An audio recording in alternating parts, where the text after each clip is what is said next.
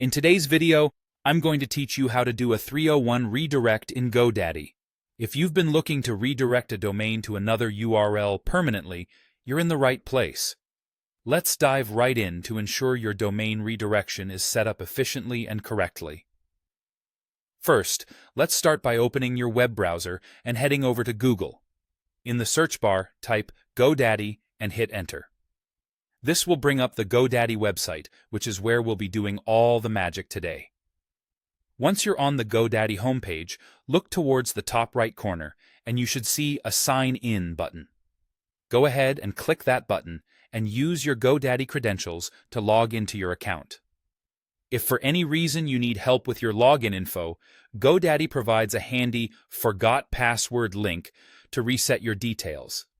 After you've successfully logged into your account, you'll be directed to your dashboard. Look for the section labeled Domain Portfolio. This is where you can view all the domains registered under your account.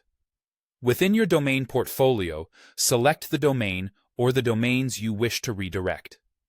It's a good idea to double-check the details of the domain to ensure it's the correct one you want to work with.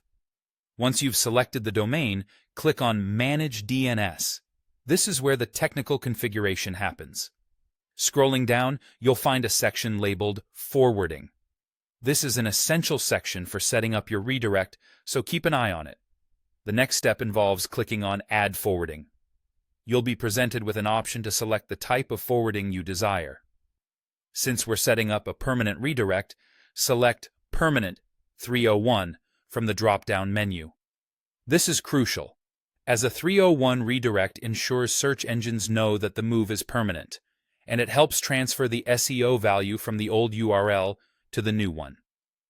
Now, you'll need to input the new URL where you plan to redirect your domain.